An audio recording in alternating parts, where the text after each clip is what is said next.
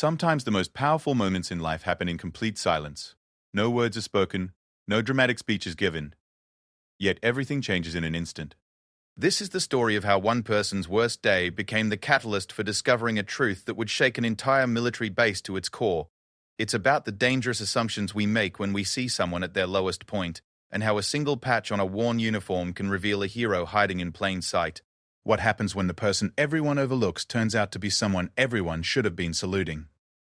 This is that story. The morning sun cast long shadows across Fort Richardson as Staff Sergeant Maria Santos stepped off the transport bus. Her uniform, once crisp and pristine, now bore the evidence of a grueling 3-day journey across the country. Wrinkled fabric clung to her tired frame, and dust from multiple bus stations had settled into every crease. Her hair, usually pulled back in a regulation bun, had escaped in wisps that framed her weathered face. She carried a single duffel bag over her shoulder and clutched a manila folder containing her transfer papers. Fort Richardson buzzed with morning activity as soldiers in pressed uniforms moved purposefully between buildings. Their boots clicked in perfect rhythm against the concrete sidewalks, and their uniforms gleamed under the early light. Maria watched them from the corner of her eye as she made her way toward the administration building, acutely aware of how different she looked compared to these perfectly groomed soldiers. The contrast was stark and immediate. Where their uniforms showed sharp creases and polished buttons, hers showed the wear of someone who had been traveling for days without proper facilities to maintain military appearance standards. The other soldiers' boots shone like mirrors, while hers were scuffed and dusty from walking through various bus terminals and truck stops along her journey. As Maria walked past a group of junior enlisted soldiers gathered near the commissary, she heard their whispers before she saw their stares. The comments started low but grew bolder as she passed. "Look at that uniform," one private muttered to his companion. "Did she sleep in a ditch?" "Probably some reservist who doesn't know how to maintain standards," another added with a snicker. "Or maybe she's one of those soldiers who just doesn't care anymore." A corporal joined the conversation, his voice carrying a tone of authority that made the others listen more intently. "I bet she's being transferred here as some kind of disciplinary action." "You don't show up looking like that unless you're already in trouble." The group laughed quietly, but their eyes remained fixed on Maria as she continued walking. She kept her head up and her pace steady, though her jaw tightened slightly at their words. She had heard similar comments before during her journey, from other travelers who assumed the worst about her appearance without knowing her circumstances. Maria understood their perspective, even if it stung. Military standards were important, and appearance mattered in maintaining discipline and respect. Under normal circumstances, she would never have appeared in public looking as she did now. But these were not normal circumstances, and the past few days had been anything but routine. The whispers followed her as she approached the main administrative building. A group of NCOs standing near the entrance noticed her approach, and their conversation died as they took in her disheveled appearance.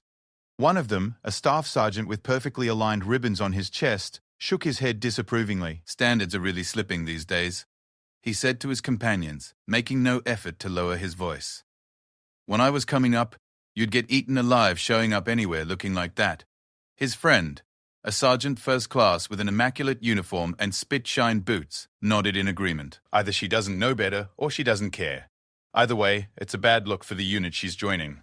A third NCO, younger than the others but equally well-groomed, added his opinion to the conversation. "I feel bad for whatever unit gets stuck with her. They're going to have to spend weeks getting her up to standard, assuming she even wants to improve." The comments continued as Maria climbed the steps to the administration building. She could feel their eyes on her back, could imagine the continued whispers and assumptions about her character and competence. In their minds, she had already been categorized as a problem soldier, someone who lacked discipline and pride in her service. Inside the building, the situation didn't improve. The clerk at the reception desk, a young specialist with perfectly pressed uniforms and an attitude to match, looked up from his computer screen as Maria approached. His expression shifted from professional courtesy to barely concealed disdain as he took in her appearance. "Can I help you?" he asked, his tone suggesting that helping her was the last thing he wanted to do. Maria placed her transfer papers on the counter. "Staff Sergeant Santos reporting for in processing. I have orders to report to Colonel Williams." The specialist picked up the papers with obvious reluctance, as if touching them might somehow contaminate his workspace. He glanced at them briefly before looking back at Maria with skepticism. "These orders are dated 3 days ago." "Why are you just now reporting?" I traveled here by bus, Maria replied simply. It took longer than expected due to mechanical problems and weather delays. The specialist's expression suggested he didn't believe her explanation. In his experience, soldiers who showed up late and disheveled usually had more complicated stories involving poor decision-making and lack of planning. I'll need to verify these orders, he said, picking up his phone. Take a seat over there. Maria moved to the waiting area, where several other soldiers sat in chairs along the wall. They were all in perfect uniform, their appearance suggesting they were there for routine administrative tasks or positive reasons. When she sat down, they immediately noticed her presence, and she could feel their curious stares. Two privates sitting across from her whispered to each other, making no effort to hide their conversation. What do you think she did? One asked quietly. Must have been something serious to show up looking like that, the other replied. Maybe she's being court-martialed. An Air Force staff sergeant sitting nearby overheard their conversation and felt compelled to add his thoughts. In my branch, appearing in public like that would be an automatic Article 15. Standards matter. The whispers and stares continued as Maria waited. She kept her expression neutral and her posture military correct, despite her wrinkled uniform. She had learned long ago that dignity came from within, not from the condition of one's clothing. Still, she couldn't help but feel the weight of their judgment pressing down on her shoulders. After what felt like an eternity but was probably only 20 minutes, the specialist called her name. She approached the desk, where he handed her a visitor's badge and a map of the base. Colonel Williams is in Building 47, he said without looking up. Third floor, room 31. Try not to get lost. His dismissive tone suggested he expected her to struggle with even this simple task. Maria took the badge and map without comment, thanked him professionally, and headed back outside. The walk to Building 47 took her through the heart of the base, past more groups of soldiers who noticed her appearance and made similar assumptions about her character and circumstances. By the time she reached her destination, she had heard enough whispered comments to fill a complaint book, though she had no intention of filing one. Building 47 was newer than the administration building, with modern glass doors and polished floors that reflected the fluorescent lighting. Maria checked her appearance in the glass doors, attempting to smooth down her hair and straighten her uniform as much as possible. She knew she still looked terrible by military standards, but she was doing the best she could with what she had. The elevator ride to the third floor felt longer than it should have, and Maria used the time to prepare herself mentally for the meeting ahead. She had no idea what to expect from Colonel Williams, but she hoped he would be more understanding than the other soldiers she had encountered so far. Room 312 was at the end of a long hallway lined with offices belonging to various staff officers. As Maria walked down the hall, she passed several open doors where officers and NCOs worked at their desks. Many of them looked up as she passed, and their expressions ranged from curiosity to disapproval. One major, a woman with an immaculate uniform and severe expression, actually stood up from her desk to get a better look at Maria as she passed. The major's office mate, a lieutenant colonel with multiple deployment patches, shook his head sadly, as if witnessing the decline of military standards in real time. "What is this army coming to?" the major whispered to her colleague, loud enough for Maria to hear. Maria reached Colonel Williams's office and paused outside the door. A nameplate confirmed she was in the right place, and she could see through the partially opened door that someone was inside working at a desk. She took a deep breath, knocked twice, and waited for permission to enter. "Come in," a voice called from inside. Maria stepped into the office and came to attention in front of the colonel's desk. Colonel Williams, a man in his 50s with graying hair and kind eyes, looked up from his paperwork and took in her appearance. Unlike the other soldiers she had encountered, his expression showed concern rather than judgment. "Staff Sergeant Santos?" he asked. "Yes, sir. Reporting as ordered." Colonel Williams stood up and walked around his desk to face her. He was tall and imposing, but his demeanor suggested compassion rather than intimidation. "At ease, Sergeant. Please, have a seat." Maria sat in the chair across from his desk while the colonel returned to his own seat. He opened her file and began reading through it, his expression growing more thoughtful with each page he turned. "I see you've had quite a journey getting here," he said without looking up. 3 days by bus from Fort Campbell. That couldn't have been easy." "No, sir, it wasn't," Maria replied, "but I made it." Colonel Williams looked up from the file and studied her face carefully. Unlike the other soldiers she had encountered, he seemed to be looking beyond her disheveled appearance to something deeper. "I'm sure you're wondering why you were transferred here so suddenly," he said, "especially given the circumstances of your departure from Fort Campbell." Maria nodded but remained silent, waiting for him to continue. "Before we discuss your new assignment, I want you to know that I've read your entire file. Not just the recent events, but your entire service record. It makes for quite interesting reading. The colonel's tone suggested he knew more about her situation than the other soldiers she had encountered. This gave Maria hope that perhaps someone finally understood what had really happened and why she was here. I imagine the other soldiers you've encountered today have made certain assumptions about you based on your appearance, Colonel Williams continued. That's unfortunate, but it's also understandable.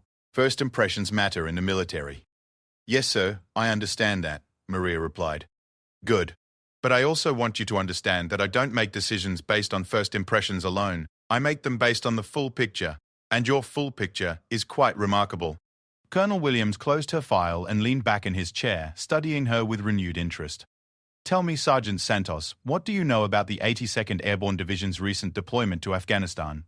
The question seemed to come from nowhere, and Maria wasn't sure how to respond. Only what I've read in the news, sir. Why do you ask? Because your new assignment is going to involve working very closely with some veterans of that deployment. Good men and women who have seen combat and understand what real sacrifice looks like. Maria felt a flutter of nervousness in her stomach. She wasn't sure where this conversation was headed, but she had a feeling it was about to become much more serious. Sir, may I ask what my new assignment will be? Colonel Williams smiled for the first time since she had entered his office. It was a knowing smile, the kind that suggested he was about to reveal something significant. All in good time, Sergeant. First, I think you should get cleaned up and into a proper uniform. There's a supply room down the hall where you can get what you need. Once you're squared away, come back here and we'll discuss your assignment in detail. Yes, sir. Maria stood to leave, but Colonel Williams called her back. One more thing, Sergeant. Don't let the comments and stares get to you. Sometimes people need to learn that appearances can be very deceiving. As Maria left Colonel Williams' office, she felt a mixture of relief and curiosity. The colonel clearly knew more about her situation than he was letting on, and his attitude suggested that her reputation had preceded her in ways that the other soldiers didn't understand. The supply room was managed by a friendly staff sergeant who didn't ask questions about why Maria needed a complete uniform change. Within an hour, she had showered in the nearby facilities and changed into fresh ACUs that fit properly and showed none of the wear from her journey. When she looked in the mirror, she saw the professional soldier she had always been, rather than the travel-weary woman who had stepped off the bus that morning. The transformation was remarkable, and she felt her confidence returning as she prepared to return to Colonel Williams's office. But as she walked back through the hallways of Building 47, she noticed that some of the same officers and NCOs who had stared at her earlier were now looking at her with confusion. They recognized something familiar about her face, but couldn't quite place where they had seen her before. The whispers had changed too. Instead of comments about her appearance, she now heard puzzled conversations about whether she was the same person they had seen earlier. Some were beginning to wonder if they had misjudged her based on her initial appearance. Maria knocked on Colonel Williams' door again, and when she entered, she found him standing next to his window, looking out at the base below. "Much better," he said without turning around. "Now you look like the soldier I've been reading about." He turned to face her, and Maria could see that his entire demeanor had shifted. Where before he had been kind but somewhat formal, now he seemed genuinely pleased to see her. "Are you ready to learn about your new assignment, Staff Sergeant Santos?" Yes, sir. Good, because I think you're going to find it very interesting indeed. Colonel Williams walked back to his desk and pulled out a thick manila folder marked with security classifications. Maria noticed the red confidential stamps on the outside and straightened in her chair. Whatever her new assignment was, it clearly involved sensitive information. "Before I explain your new role, I need to give you some background about what's been happening here at Fort Richardson," the colonel began, settling into his chair. "We've been having some significant problems with unit cohesion and morale in the 3rd Battalion. It's affecting their readiness, and frankly, it's becoming a serious concern for division leadership." Maria listened intently as Colonel Williams opened the folder and spread several documents across his desk. "I feel good." She could see unit rosters, incident reports, and what appeared to be performance evaluations. The 3rd Battalion returned from Afghanistan 8 months ago, after a particularly difficult deployment.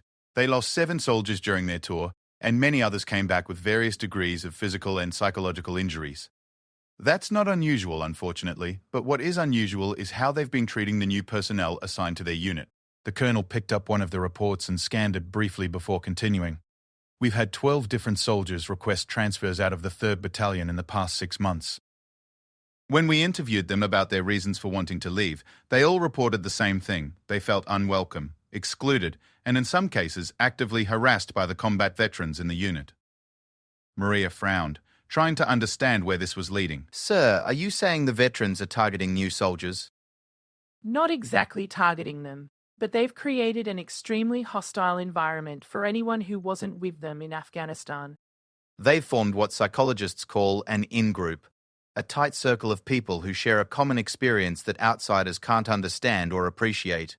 Anyone who wasn't there, who didn't go through what they went through, is automatically considered an outsider.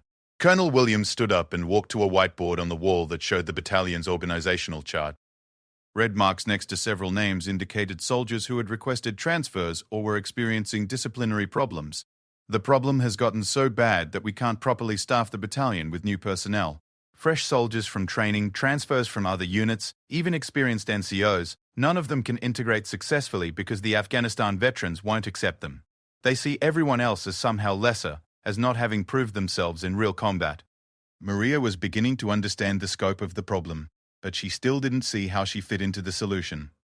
"Sir, what does this have to do with my assignment?" Colonel Williams returned to his seat and leaned forward, his expression becoming more serious. The battalion commander, Lieutenant Colonel Mason, is a good man and an excellent officer, but he's struggling to address this issue. He's tried counseling, he's tried disciplinary action, he's tried team-building exercises. Nothing has worked. The veterans respect him because he was their commander in Afghanistan, but they don't extend that respect to anyone else he tries to integrate into the unit. The colonel paused and studied Maria's face carefully. "That's where you come in, Staff Sergeant Santos. You're going to be assigned to the 3rd Battalion as the new platoon sergeant for Alpha Company's 2nd Platoon. It's one of the most challenging positions in the battalion right now because that platoon has the highest concentration of Afghanistan veterans and the most reported incidents of hazing and exclusion." Maria felt a knot forming in her stomach. Based on what the colonel had described, she was being set up for failure. A new NCO trying to take charge of a group of combat veterans who had already driven away multiple other soldiers seemed like an impossible task. "Sir, with all due respect, if experienced NCOs haven't been able to handle this platoon, what makes you think I'll be successful? Especially given how I was received here today, and that was just based on my appearance. If these soldiers have issues with outsiders, I'm going to be the ultimate outsider." Colonel Williams smiled, and Maria got the distinct impression that he had been waiting for her to ask exactly that question. "That's where you're wrong, Sergeant Santos. You're not an outsider at all. In fact, you're exactly the opposite." He reached into her personnel file and pulled out a document that made Maria's eyes widen with surprise. It was a copy of her deployment orders from 3 years ago. Orders that had been classified and sealed until recently. Orders that showed she had deployed to Afghanistan as part of a Special Operations Support Unit. "You were in Afghanistan, Sergeant Santos. Not with the 3rd Battalion, but you were there. You experienced combat, you lost friends. You understand what these soldiers went through because you went through it yourself." Maria stared at the deployment orders. Memories flooding back that she had tried to keep buried. Her deployment had been classified because her unit had supported some of the most sensitive operations in the country. She couldn't talk about what she had done, where she had been, or who she had worked with. As far as most people knew, she had spent that time stationed at Fort Campbell doing routine training exercises. "Sir, my deployment is still classified. I can't discuss the details with anyone, including the soldiers in this battalion." "I understand that, and I'm not asking you to violate operational security, but what I am asking you to do is let them see that you've been there. Let them understand that you're not some rear echelon soldier who doesn't understand combat. You don't have to tell them what you did. Just let them know that you understand what they've been through, because you've been through it too." Colonel Williams pulled out another document from her file, and Maria recognized it immediately. It was her commendation for valor, awarded for actions during her deployment that had remained classified until recently. "The thing is, Sergeant Santos, your record shows that you didn't just deploy to Afghanistan, you excelled there. You received multiple commendations for actions that I can't read about in detail, but that clearly impressed some very senior officers. You're not just a veteran, you're a distinguished veteran." Maria felt overwhelmed by the implications of what the colonel was suggesting. For 3 years, she had kept a deployment secret, allowing people to assume she had never seen combat. It had been easier that way, easier than trying to explain why she couldn't talk about what she had done or dealing with the assumptions people made about soldiers who wouldn't discuss their service. "Sir, even if I were to reveal that I'm a combat veteran, there's no guarantee that these soldiers will accept me. They might still see me as an outsider. because I wasn't specifically with their unit during their deployment. That's a risk we'll have to take, Colonel Williams acknowledged. But I believe you have something that the other NCOs we've tried don't have. You have credibility that comes from shared experience. When you tell these soldiers that you understand what they've been through, you'll be telling the truth. When you set standards for the platoon, they'll come from someone who has proven herself under the most extreme conditions. Colonel Williams closed her file and looked at her directly. I'm not going to lie to you, Sergeant Santos. This is going to be one of the most difficult assignments of your career. These soldiers are hurting, they're angry, and they've built walls around themselves that are going to be very hard to break down. But if anyone can do it, I believe it's you. Maria sat in silence for several minutes, processing everything the colonel had told her. She thought about the soldiers she had encountered that morning, their quick judgments and dismissive attitudes. She wondered how many of them were combat veterans themselves. How many of them understood the psychological toll that deployment could take on a person? Sir, when would I start this assignment? Monday morning. That gives you the rest of this week to get oriented to the base, meet with the battalion leadership, and prepare yourself mentally for what's ahead. Colonel Williams stood up and extended his hand to Maria. I want you to know that you have my full support in this assignment. If you need anything, resources, backup, someone to talk to, my door is always open. Maria stood and shook his hand, feeling the weight of responsibility settling on her shoulders. Thank you, sir. I won't let you down. I know you won't. But remember, success in this assignment isn't just about proving yourself to me or to the battalion commander. It's about helping some very good soldiers heal from wounds that go deeper than anything that shows on the surface. As Maria left Colonel Williams's office for the second time that day, she felt completely different than she had during her first visit. The uncertainty and anxiety had been replaced by a sense of purpose, but also by a deep understanding of the challenges that lay ahead. Walking through the halls of Building 47, she noticed that some of the same officers who had stared at her earlier were now looking at her with curiosity rather than judgment. Word was already beginning to spread that she was the new platoon sergeant for the 3rd Battalion's most challenging unit, and people were starting to wonder what qualified her for such a difficult assignment. Maria decided to spend the rest of the day familiarizing herself with the base and trying to learn more about the soldiers she would soon be leading. She stopped by the base library and looked up recent news articles about the 3rd Battalion's deployment to Afghanistan. What she found painted a sobering picture of the unit's experience overseas. The battalion had been stationed in one of the most dangerous provinces in the country, facing daily attacks from insurgents and dealing with the constant threat of improvised explosive devices. The 7 soldiers they had lost had died in 3 separate incidents over the course of their 12-month deployment. Several others had been severely wounded and medically retired from the army. According to the articles, the 3rd Battalion had performed exceptionally well under extremely difficult conditions. They had completed all of their assigned missions and had been commended by senior leadership for their professionalism and courage. But the psychological cost of their service was evident in the unit's struggles since returning home. Maria understood that cost better than most people realized. Her own deployment had exposed her to similar dangers and losses, though the classified nature of her service meant that her experiences weren't documented in newspaper articles or unit histories. She knew what it felt like to lose fellow soldiers, to make life and death decisions under extreme pressure, and to return home to a world that seemed impossibly normal compared to what she had left behind. That evening, Maria ate dinner alone in the base dining facility, observing the social dynamics among the soldiers around her. She could identify the combat veterans by subtle signs, the way they sat with their backs to walls, how they scanned the room when they entered, the particular bond they shared with others who had similar experiences. She also noticed how the veterans tended to cluster together, forming small groups that seemed impenetrable to outsiders. When non-combat soldiers tried to join their conversations, they were politely but firmly excluded. It wasn't necessarily malicious, but it was clear that these veterans had created boundaries that protected them from having to explain their experiences to people they felt wouldn't understand. As Maria watched these interactions, she began to understand the challenge she was facing. The Afghanistan veterans in the 3rd Battalion weren't trying to be difficult or exclusionary out of malice. They were protecting themselves emotionally by only trusting people who had shared similar experiences.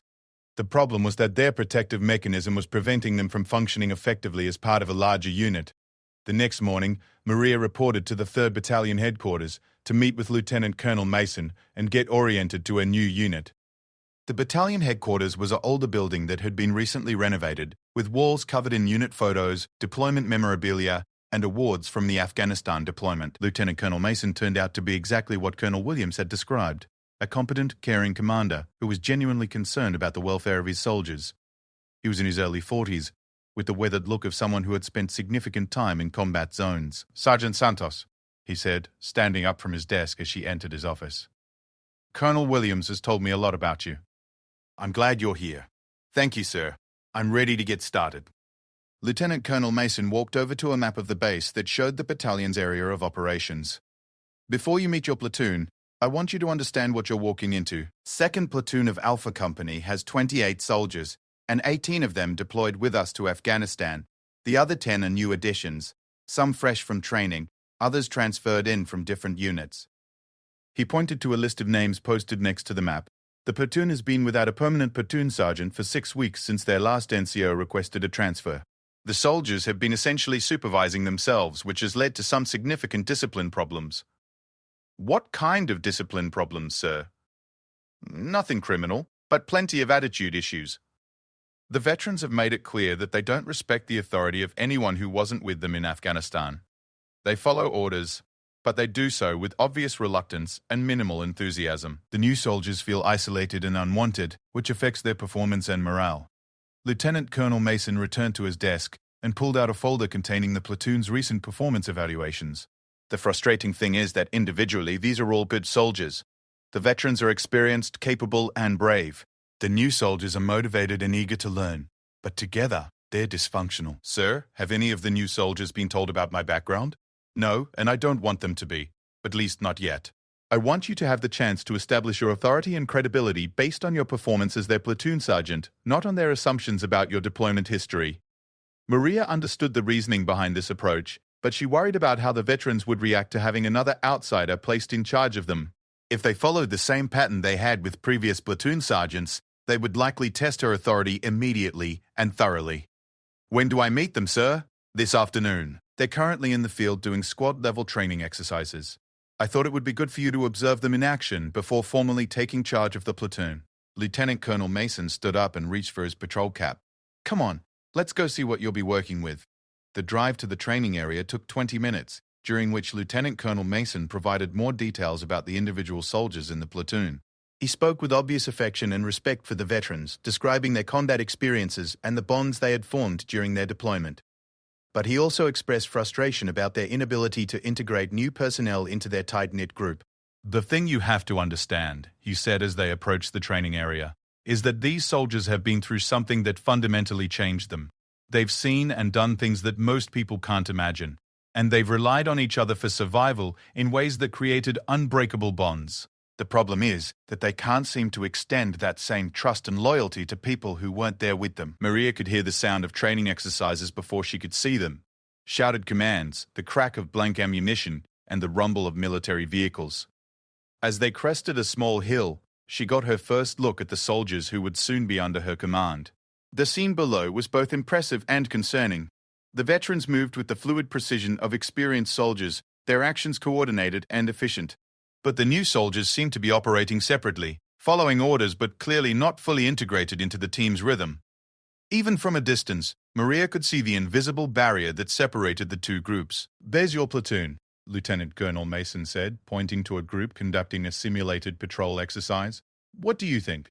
Maria studied the soldiers below, watching their interactions and trying to assess the dynamics that would soon become her responsibility to manage. She could see the competence and professionalism that had made them effective in combat, but she could also see the dysfunction that was preventing them from being effective as a complete unit. "I think," she said finally, "that they're about to get a very big surprise." The training exercise concluded, just as Maria and Lieutenant Colonel Mason reached the edge of the field.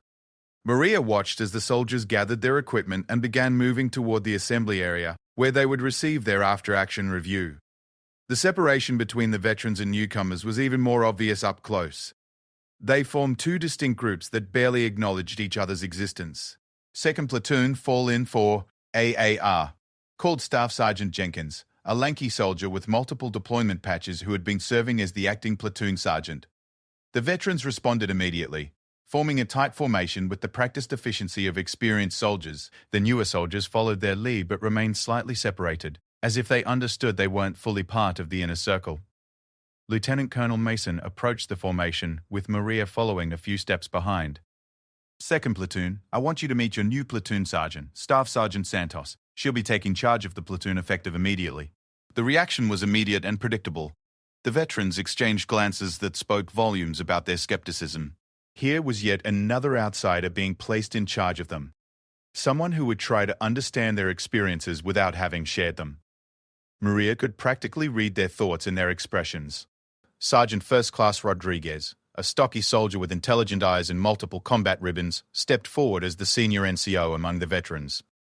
Ma'am, with all due respect, we've been managing pretty well on our own. We know each other's capabilities and we work well together. We don't really need someone new coming in to fix what isn't broken. The comment was respectful in its language but clear in its meaning. The veterans didn't want another platoon sergeant, especially one who hadn't earned her place in their circle. Lieutenant Colonel Mason's jaw tightened slightly, but he remained silent, allowing Maria to handle the situation. I understand your concern, Sergeant Rodriguez, Maria replied calmly, and I'm not here to fix what isn't broken. But I am here to lead this entire platoon, not just part of it. She gestured toward the newer soldiers who had been listening to the exchange with obvious discomfort. That means all 28 of you working together as one unit. Specialist Williams, one of the newer soldiers, shifted nervously as attention turned toward his group. He was young, probably fresh out of training, and clearly intimidated by the veterans' obvious disapproval of having outsiders in their platoon. Staff Sergeant Jenkins has been doing fine as our acting platoon sergeant, said Staff Sergeant Murphy, another veteran with the confident bearing of someone who had been tested in combat. We all trust him because he was with us in Afghanistan. He knows what we've been through and what we're capable of. The message was clear. They trusted Jenkins because he had shared their combat experience, and they wouldn't extend that same trust to Maria until she proved she understood what they had endured. It was exactly the dynamic that Lieutenant Colonel Mason had described, and Maria could see how it had driven away previous platoon sergeants. I'm sure Staff Sergeant Jenkins has done an excellent job, Maria replied, and he'll continue to be a valuable member of this platoon. But the platoon needs a permanent platoon sergeant, and that's going to be me. Corporal Thompson, a veteran with a slight limp that suggested a combat injury, spoke up from the back of the formation. Ma'am, no offense, but we've heard this before. New NCOs come in talking about leading the whole platoon, but they don't understand what makes us different. They don't get why we rely on each other the way we do, Maria nodded, acknowledging his point. You're right, Corporal. I don't know the specific experiences that you all shared in Afghanistan, but I do understand something about combat, about losing people you care about, and about the bonds that form between soldiers who depend on each other for survival. The comment caused a ripple of interest through the veteran group. They had expected the usual platitudes about teamwork and military values, not a reference to personal combat experience. Several of them looked at Maria with renewed attention, trying to assess whether she was speaking from experience or just saying what she thought they wanted to hear. Ma'am, have you been deployed? Asked Private First Class Jackson, one of the newer soldiers. The question hung in the air, and Maria could feel everyone waiting for her answer. Yes, I have, she replied simply. But my deployment experiences aren't what matter right now. What matters is that this platoon learns to function as a complete unit, with every member contributing their strengths and supporting each other's weaknesses.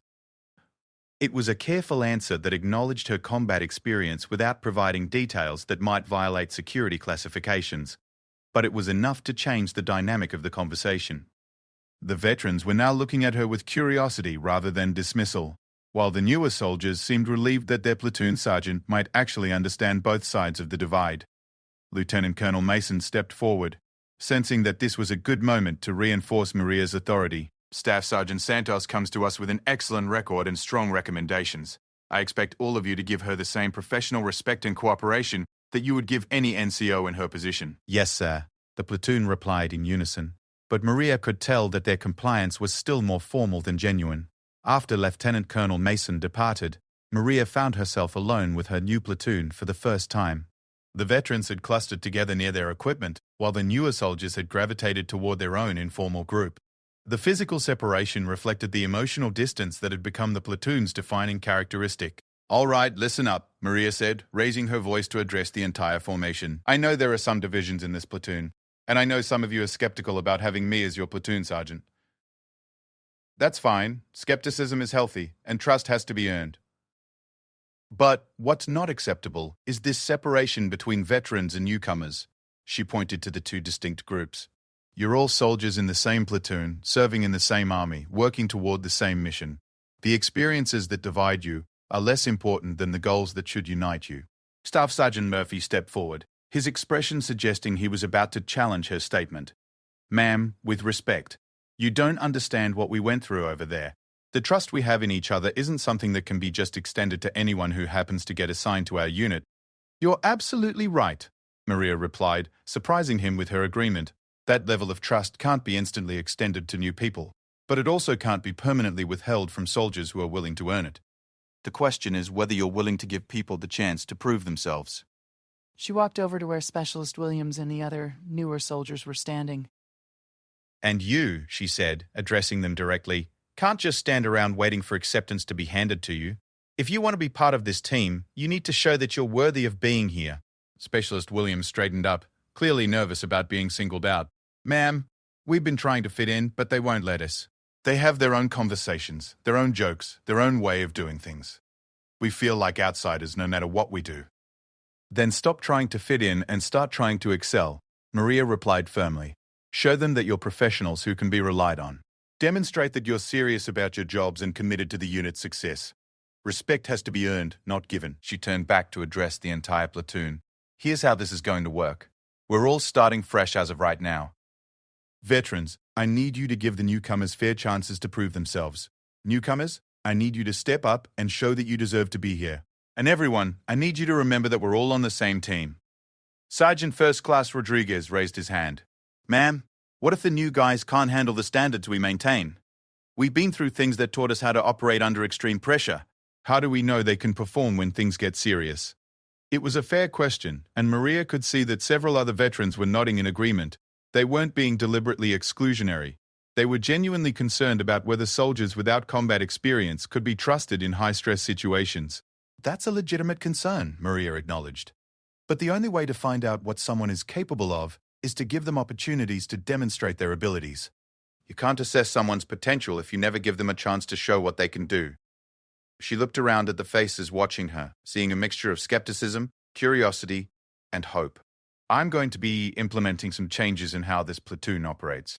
We're going to start doing more integrated training exercises where everyone works together instead of splitting into separate groups. We're going to rotate leadership responsibilities so that both veterans and newcomers have chances to prove their capabilities." Staff Sergeant Jenkins, who had been mostly silent since being relieved as acting platoon sergeant, finally spoke up. "Ma'am, what about maintaining the standards that we've developed? We've got systems that work, procedures that we know we can rely on. Are you going to change all of that?"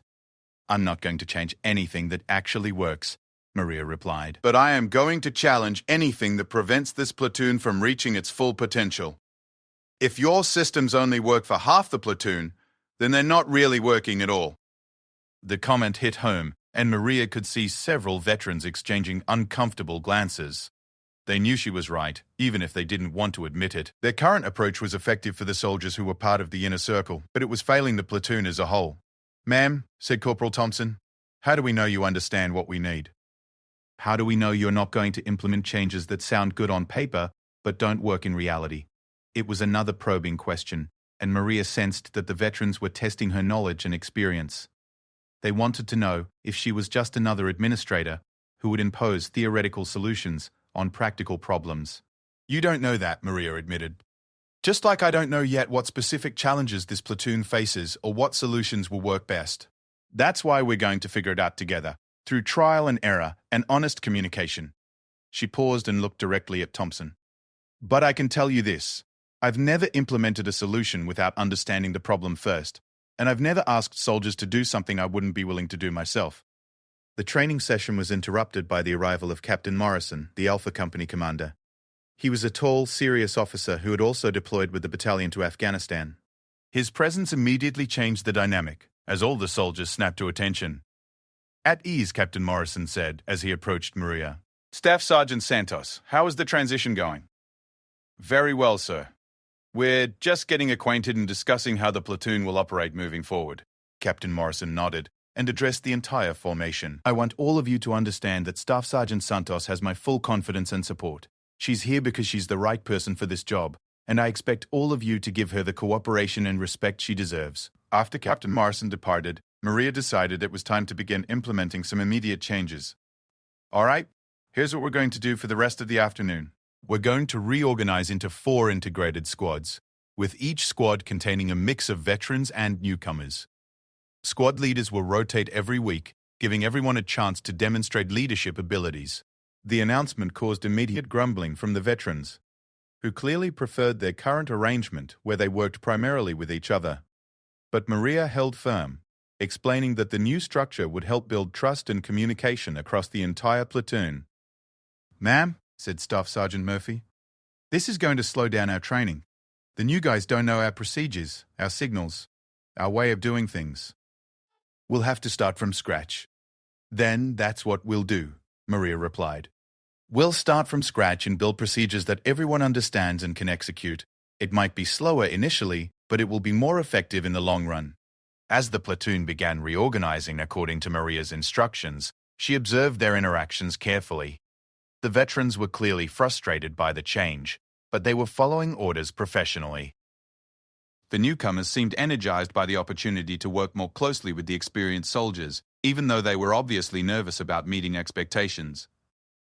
The afternoon training exercise revealed exactly the problems Maria had expected. The veterans had developed sophisticated non-verbal communication methods that the newcomers didn't understand. The newcomers had learned standard procedures that differed from the veterans' combat-tested modifications. The result was confusion, inefficiency, and visible frustration on both sides. But Maria also saw positive signs. When Specialist Williams made a mistake during a patrol exercise, Sergeant Rodriguez quietly corrected him instead of publicly embarrassing him. When Private Johnson showed initiative in spotting a simulated threat, Staff Sergeant Murphy gave him genuine praise for his alertness. The seeds of cooperation were there, buried beneath layers of mistrust and miscommunication. Maria's job would be to nurture those seeds while breaking down the barriers that prevented them from growing. As the training day concluded, Maria gathered the platoon for a final brief. Today was exactly what I expected: messy, inefficient, and frustrating for everyone involved. That's normal when you're changing established patterns. But I also saw moments when you all work together effectively, and those moments showed me what this platoon is capable of achieving. She looked around at the tired but attentive faces. "Tomorrow we're going to do it again, and it's going to be a little bit better. The day after that, it will be better still. We're going to keep working at this until functioning as an integrated team becomes as natural as breathing." Sergeant First Class Rodriguez stepped forward as the unofficial spokesman for the veterans. "Ma'am, we'll give this a fair try, but if it interferes with our combat effectiveness, we're going to have problems." I understand your concern, Maria replied. But right now, your combat effectiveness is limited by the fact that you can only function with half your personnel. Real combat effectiveness means being able to rely on every soldier in the platoon, not just the ones who happen to deploy with you. As the soldiers began cleaning their equipment and preparing to return to base, Maria noticed that the conversations were different than they had been at the beginning of the day.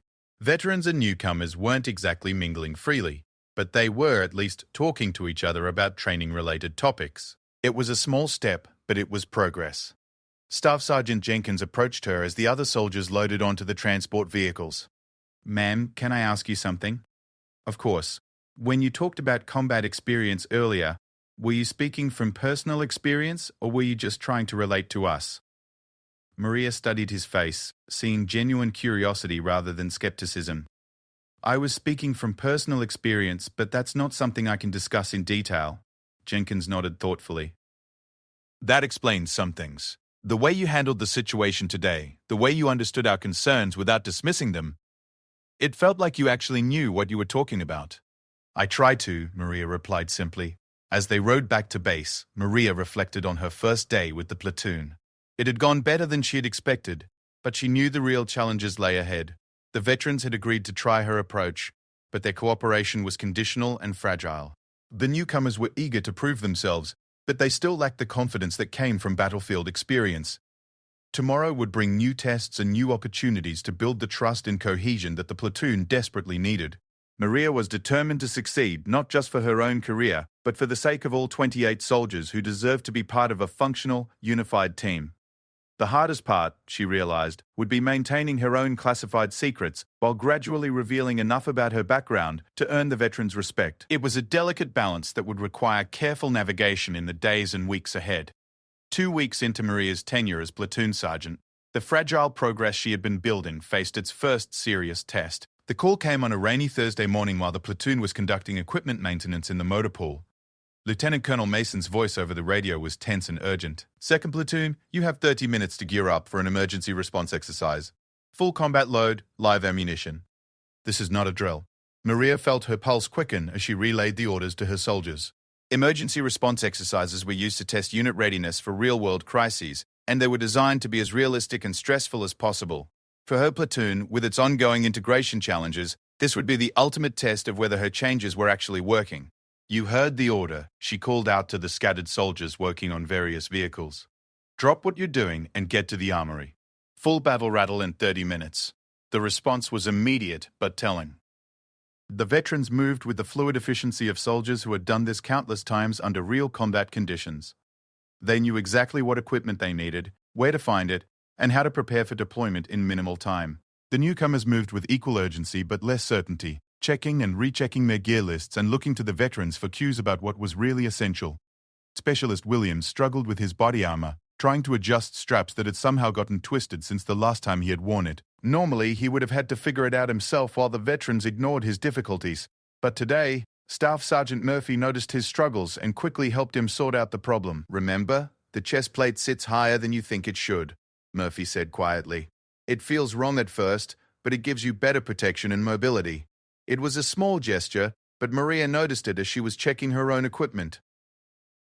2 weeks ago, Murphy wouldn't have given Williams a second glance, much less offered helpful advice. The integrated training exercises were beginning to break down some of the barriers between veterans and newcomers, but not all of them. As the platoon assembled in the staging area, Maria could still see the subtle divisions. The veterans had naturally formed their usual tight cluster, while the newcomers had gravitated toward their own group. The physical separation was less obvious than it had been before, but it was still there. "Listen up," Maria announced as the soldiers finished their final equipment checks. "We don't know what this exercise is going to involve, but whatever it is, we're going to face it as one platoon. That means veterans and newcomers working together, supporting each other, and trusting each other to do their jobs." Sergeant First Class Rodriguez nodded, but Maria could see the doubt in his eyes. Under real pressure, would the newcomers perform at the level the veterans expected? And would the veterans be able to trust soldiers they still saw as unproven? The answer came sooner than anyone expected. The exercise scenario was a simulated terrorist attack on a nearby civilian facility, with the platoon tasked to provide security and evacuation assistance. What made it particularly challenging was that the scenario was designed to test decision-making under pressure, with rapidly changing conditions that required immediate adaptation. As the platoon moved toward their assigned sector, Maria noticed that the veterans were instinctively falling into the formation patterns they had used in Afghanistan. It was effective, but it left the newcomers struggling to understand their roles in a system they had never been taught. "Rodriguez, Murphy, adjust the formation to include everyone," Maria ordered over the radio. This isn't Afghanistan. It's a different mission with different requirements. The adjustment was subtle but significant. Instead of the veterans forming a protective core with newcomers relegated to peripheral roles, the formation now integrated experienced and inexperienced soldiers in each position. It was less familiar to the veterans, but it gave everyone a meaningful role in the mission. The first test came when the platoon encountered a simulated group of civilians who needed to be evacuated from the danger zone. The scenario required soldiers to simultaneously provide security against potential threats while helping confused and frightened people move to safety. Corporal Thompson, one of the veterans, took charge of the security element with his usual confidence. But when he began positioning his soldiers, he found himself working with Private Johnson, one of the newest members of the platoon. Under normal circumstances, Thompson might have assigned Johnson to a minor role where mistakes wouldn't matter. Instead, he found himself giving the private a position that required both alertness and judgment. "Johnson, I need you to watch that building," Thompson said, pointing to a structure that could potentially conceal hostile forces. "If you see anything suspicious, any movement, any reflection, anything that doesn't look right, you call it out immediately. Don't wait to be sure. Better to be wrong than surprised." Johnson nodded nervously and took his position.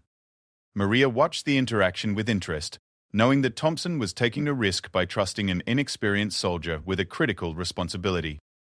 In combat, such trust could mean the difference between life and death. Meanwhile, Staff Sergeant Jenkins was working with Specialist Williams to organize the civilian evacuation. Williams had shown good instincts during training exercises, but this was his first time dealing with the chaos and confusion of panicked people under simulated combat conditions. "Remember what we practiced. Jenkins said as they approached a group of role players acting as frightened civilians. Calm voice, clear directions, and don't let them cluster together. Keep them moving, but don't rush them so much that someone falls or gets separated. Williams nodded and began directing the civilians toward the evacuation route. His voice was steady and his instructions were clear, showing that he had absorbed the lessons from their integrated training sessions. Jenkins stayed close enough to provide guidance if needed, but he let Williams take the lead in managing the situation. The exercise continued for 3 hours, with scenario conditions changing every few minutes to test the platoon's adaptability. There was simulated sniper attacks, reports of improvised explosive devices, medical emergencies, and communication failures. Each challenge required soldiers to work together in new combinations, forcing veterans and newcomers to rely on each other in ways they had never experienced before. The real test came when Private Johnson spotted movement in the building Thompson had assigned him to watch. Instead of hesitating or second-guessing himself, Johnson immediately called out the potential threat over the radio. "Movement in the second-floor window, northwest corner building," he reported calmly. "Could be hostile surveillance." Thompson's response was immediate and professional. "Good eyes, Johnson. Everyone else, adjust positions to cover that building. Rodriguez, can you get a better angle on that window?" The fact that Thompson trusted Johnson's assessment and acted on it without hesitation was a breakthrough moment. It showed that the veteran NCO had come to respect the newcomer's abilities and judgment, at least in this specific situation. But the most significant moment came near the end of the exercise, when Specialist Williams found himself separated from his team during a simulated explosion. According to the scenario, he had been wounded and was trapped in an area that might contain additional threats. The question was whether the veterans would risk themselves to help someone they still saw as an outsider. The answer came without hesitation. Staff Sergeant Murphy immediately organized a rescue team that included both veterans and newcomers. Sergeant First Class Rodriguez provided covering fire, while Corporal Thompson and Private Johnson moved to Williams' position. The coordination was smooth and professional, showing that the integrated training had created genuine teamwork. "I've got Williams," Thompson reported over the radio as he reached the wounded soldier. "He's conscious but can't walk. We need to carry him out." "Roger, we've got you covered," Rodriguez replied. "Johnson, help Thompson with the casualty. We'll keep watching for threats." The fact that Rodriguez trusted Johnson to help with the rescue and that Thompson accepted the private's assistance without question showed how much the platoon dynamics had changed. 2 weeks earlier, the veterans would have handled the rescue themselves while the newcomers watched from a safe distance. As the exercise concluded, Maria gathered her soldiers for the after-action review. The evaluators had given them high marks for teamwork and adaptability, but Maria was more interested in what the soldiers themselves had learned from the experience. "What did you think of today's exercise?" she asked the assembled platoon. Staff Sergeant Murphy spoke first. "It was different from what we're used to, but it worked. Having the new guys integrated into everything meant we had more eyes and ears, more people who could spot problems or help with solutions." Specialist Williams raised his hand tentatively. "I felt like I was actually contributing instead of just following along. When Sergeant Jenkins let me take the lead with the civilian evacuation, it felt like he trusted me to do the job right." Private Johnson nodded in agreement. "Same here." "When Corporal Thompson gave me that security position, I knew he was counting on me to do it right. It made me want to prove that his trust wasn't misplaced. But it was Sergeant First Class Rodriguez who provided the most telling assessment.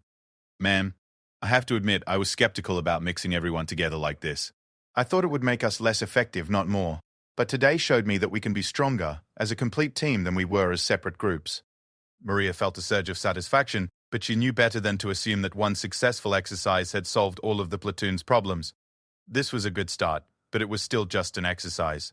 The real test will be whether we can maintain this level of cooperation and trust in our day-to-day operations. Corporal Thompson raised a point that had been bothering him. "Ma'am, what happens when we get into a situation that requires the kind of experience that only comes from real combat? Today was challenging, but it wasn't the same as having people actually shooting at you."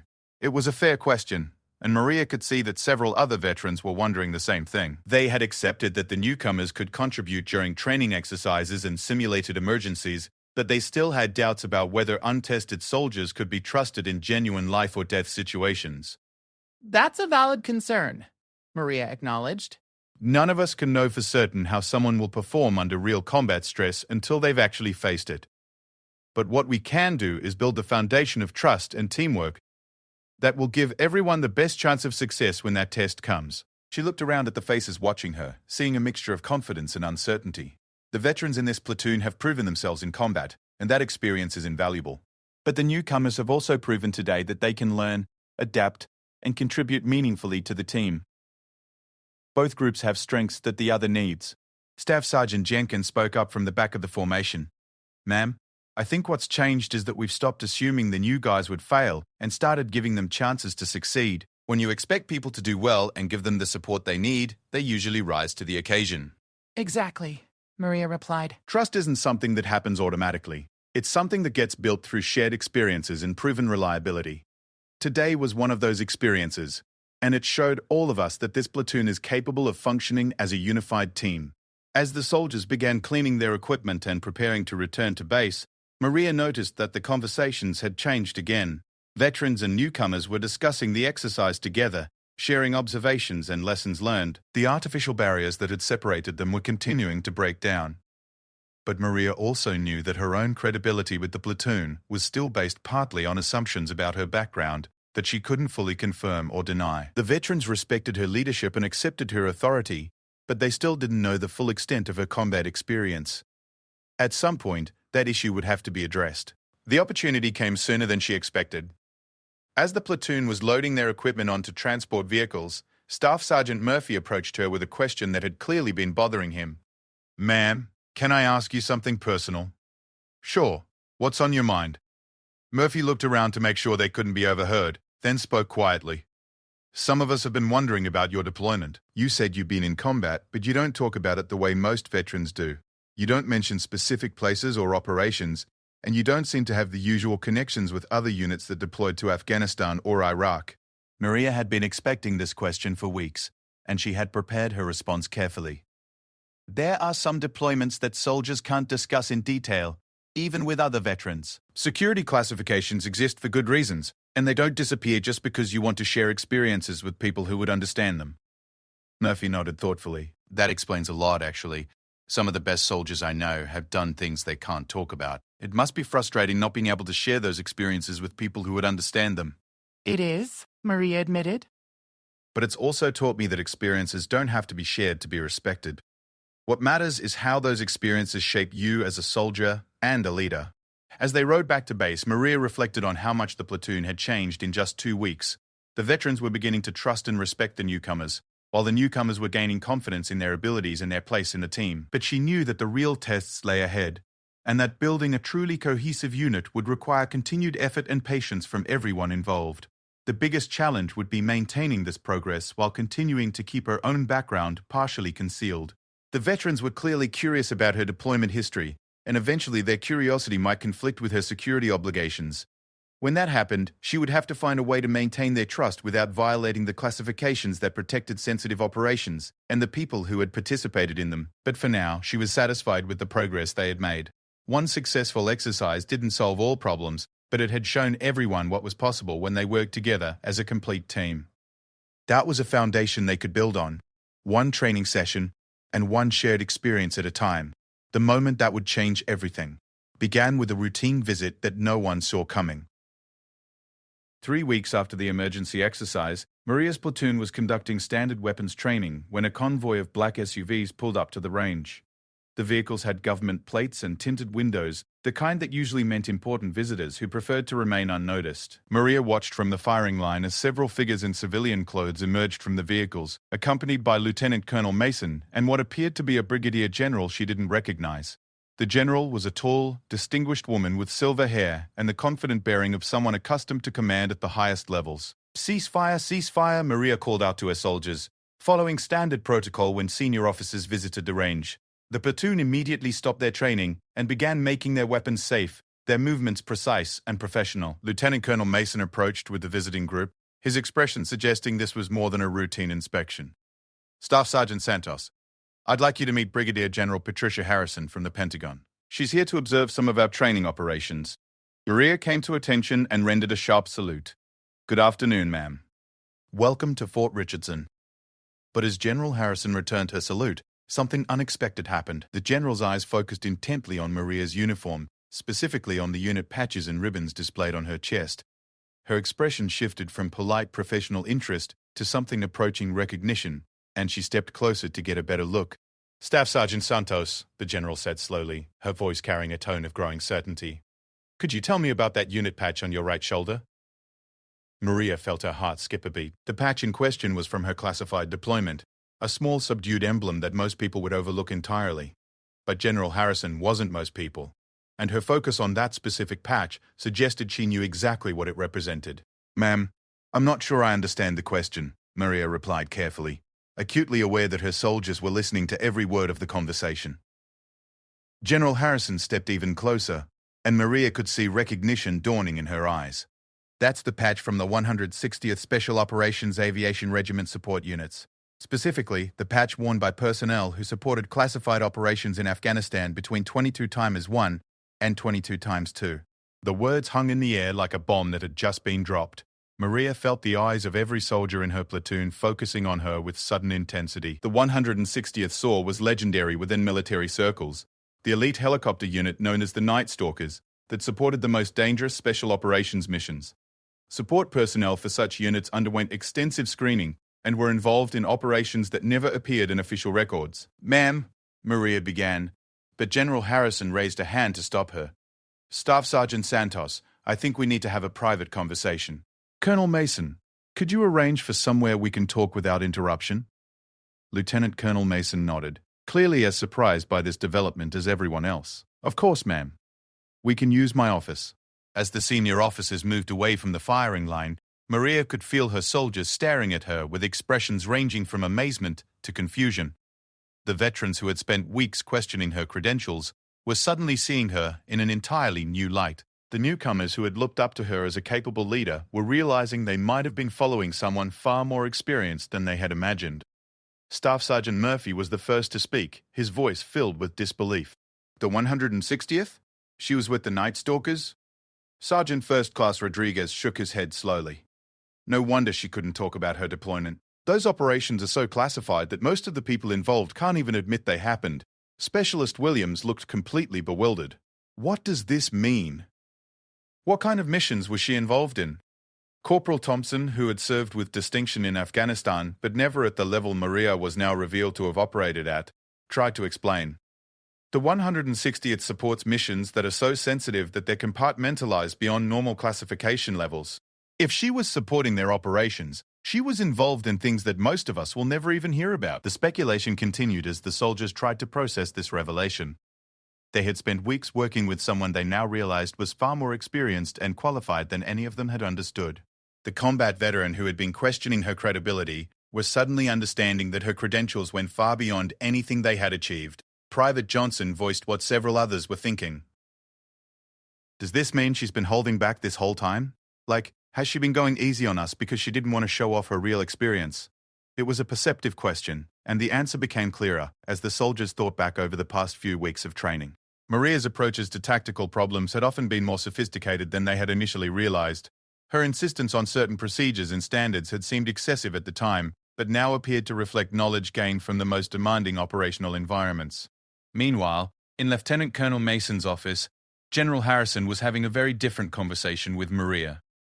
The general had closed the door and activated a white noise generator to prevent their discussion from being overheard. Staff Sergeant Santos, I need you to understand that I'm not here by coincidence, General Harrison began. I've been following your career since your deployment ended, and I specifically requested to visit this base because I wanted to see how you were adapting to conventional unit leadership. Maria felt a chill of concern. Ma'am, have I done something wrong? Is there a problem with my performance here? On the contrary, the general replied with a slight smile. Your performance here has been exceptional, which is exactly what I expected based on your previous service record. What I'm curious about is how long you plan to keep your background concealed from your soldiers. The question was direct and challenging, and Maria knew she had to answer carefully. Ma'am, I've been balancing operational security requirements with the need to establish credibility with my platoon. I haven't concealed my background, but I also haven't violated security protocols by discussing classified operations. General Harrison nodded approvingly. That's a very diplomatic answer, and it shows the kind of judgment we valued in you during your deployment. But I think the time for diplomacy has passed. Your soldiers need to understand who they're working with, and you need to understand the full scope of what you accomplished during your service with us. The general opened a briefcase and removed several documents with security markings that Maria recognized. Some of the operations you supported have been partially declassified, which means I can now discuss certain aspects of your service record that were previously off limits. Maria's pulse quickened as she realized where this conversation was heading.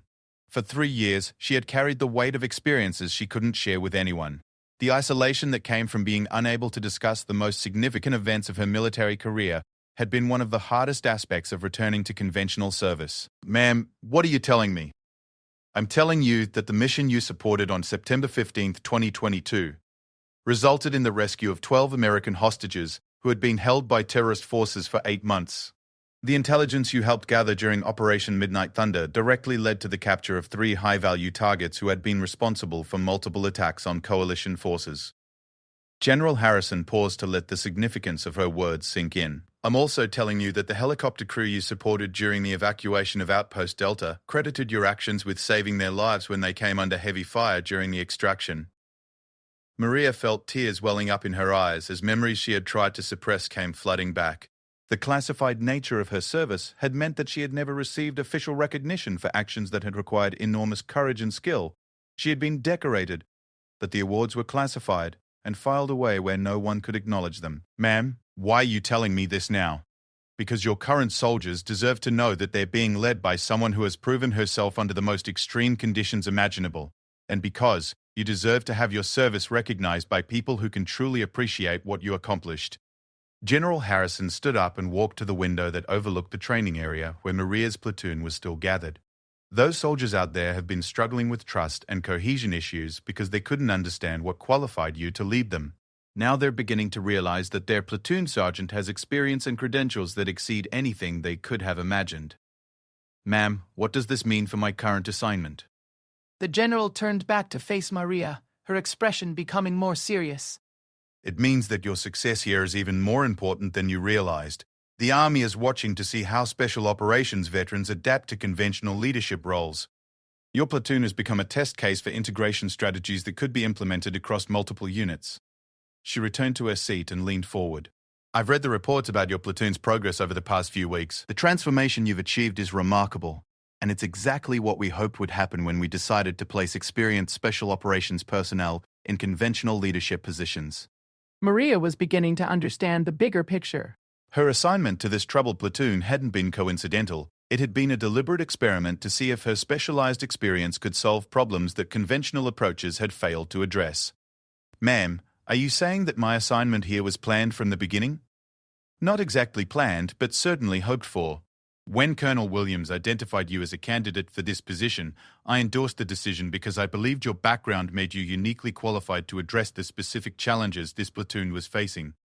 General Harrison opened another document from her briefcase.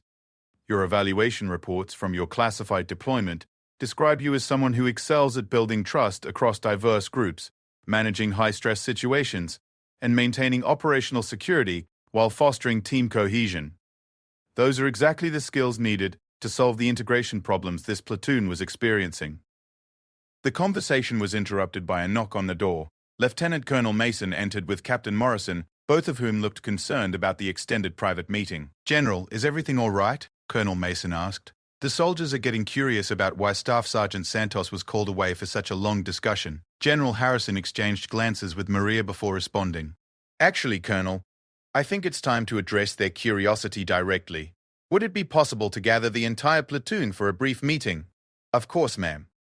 May I ask what you plan to discuss with them? I plan to tell them some things about their platoon sergeant that they should have known from the beginning. 20 minutes later, Maria found herself standing in front of her platoon in the base conference room, flanked by Lieutenant Colonel Mason, Captain Morrison, and Brigadier General Harrison. The soldiers sat in neat rows, their expressions a mixture of curiosity, nervousness, and anticipation. General Harrison stepped forward to address the formation. Soldiers, I'm here today because of your platoon sergeant, Staff Sergeant Santos, and the exceptional work she's been doing with this unit. But I'm also here because I think you deserve to understand exactly who has been leading you. The general gestured toward Maria. 3 years ago, Staff Sergeant Santos volunteered for one of the most dangerous and demanding deployments the Army offers. She served as support personnel for classified special operations missions in Afghanistan.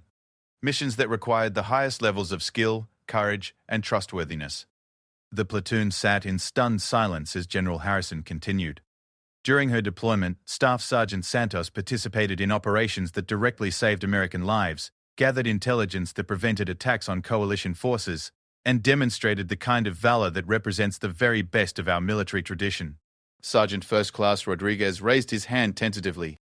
Ma'am, are you saying that Staff Sergeant Santos was involved in special operations? I'm saying that Staff Sergeant Santos supported special operations at a level that required her to be cleared for information and missions that most soldiers will never even know exist. The patch you noticed on her uniform represents service with units that operate in complete secrecy, carrying out missions that often determine the success or failure of larger strategic objectives. Staff Sergeant Murphy spoke up from the back of the formation. Ma'am, why couldn't she tell us about this before? Because the security classifications that protected those operations also protected the people who participated in them. Staff Sergeant Santos couldn't discuss her deployment experiences because doing so might have compromised ongoing operations or endangered other personnel. General Harrison paused to let her words sink in before continuing. But I'm here today because some of those classifications have been modified, which allows me to tell you that your platoon sergeant is a decorated combat veteran who earned her credentials under the most demanding conditions our military faces. Private Johnson raised his hand with obvious nervousness. Ma'am, what does this mean for our platoon? Are we going to be assigned different missions or anything? What it means, General Harrison replied, is that you've been incredibly fortunate to have someone of Staff Sergeant Santos's caliber working with you. The progress your platoon has made over the past few weeks is even more impressive when you understand the level of experience she brought to bear on your challenges. Captain Morrison stepped forward to address his soldiers. I want all of you to understand that nothing about your day-to-day operations is going to change because of what you've learned today. Staff Sergeant Santos is still your platoon sergeant, and you're still expected to meet the same standards and follow the same procedures you've been working on. But Corporal Thompson had a different concern. Ma'am, does this mean that Staff Sergeant Santos has been holding back during our training? Like, has she been using easy techniques because she didn't think we could handle the advanced stuff?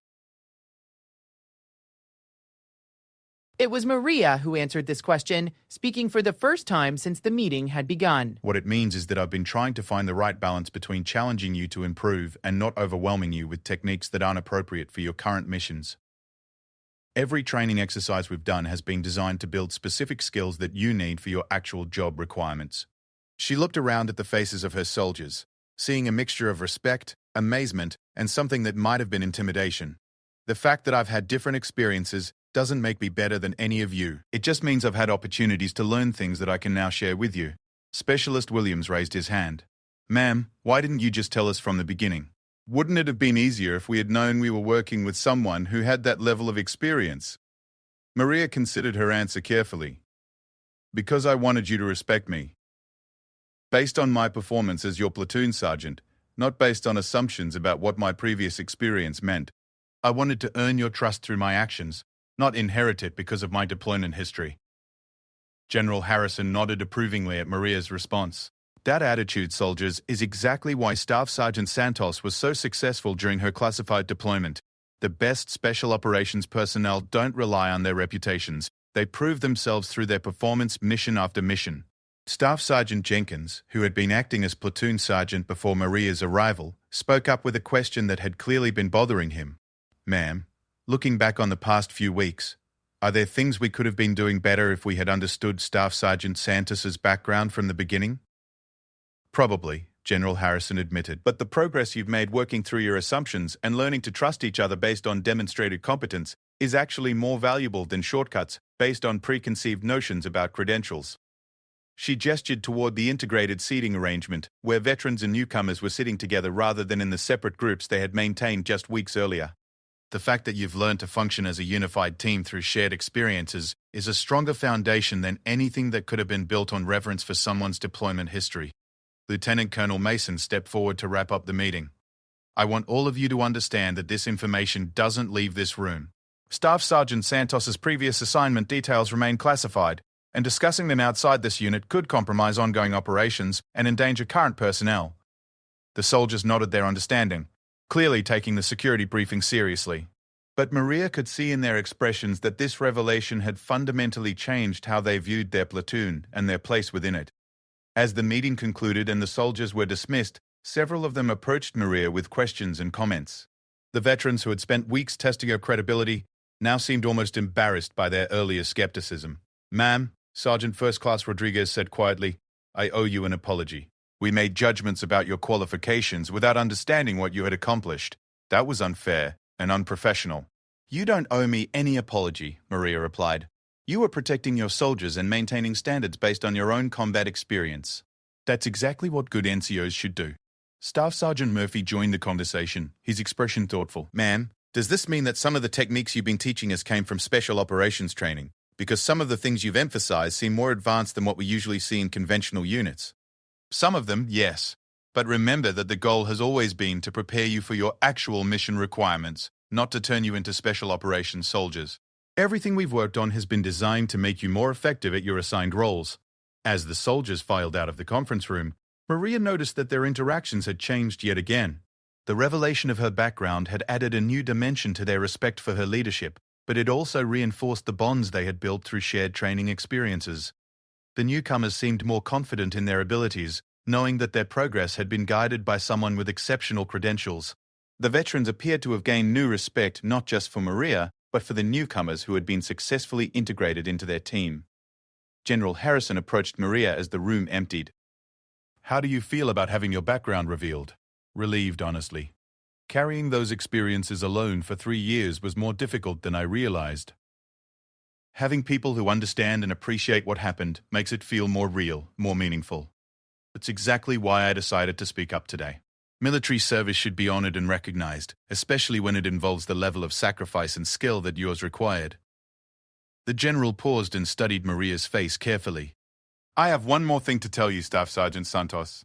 Based on your success with this platoon, and considering your previous service record, you're being recommended for promotion to Sergeant First Class. The promotion will come with an assignment to a position where your specialized experience can be utilized more fully." Maria felt a surge of mixed emotions. Promotion was always welcome, but she had grown attached to her platoon and didn't want to abandon the progress they had made together. "Ma'am, what about my soldiers? We've worked hard to build something here, and I don't want to leave them before the job is finished." General Harrison smiled. "The job is finished, Staff Sergeant Santos. Your platoon is now a model of successful integration that other units will study and emulate. Your soldiers have proven they can function as a unified team, and they have leadership skills that will serve them well regardless of who their next platoon sergeant might be." As General Harrison departed and Maria returned to her normal duties, she reflected on how much had changed since that morning when she had arrived at Fort Richardson in a wrinkled uniform. The assumptions and judgments that had greeted her then seemed like ancient history compared to the respect and understanding she now enjoyed. But more importantly, the soldiers she led had transformed from a divided, dysfunctional group into a cohesive team that could face any challenge together. They had learned that appearances could be deceiving, that trust had to be earned through shared experiences, and that their combined strengths were greater than any individual accomplishments. The mocked uniform had concealed a distinguished veteran, but the real victory wasn't in the revelation of hidden credentials. It was in the bonds that had been forged through honest effort, mutual respect, and the gradual understanding that everyone had something valuable to contribute. Sometimes the most powerful recognition comes not from others discovering who you are, but from proving who you can become together.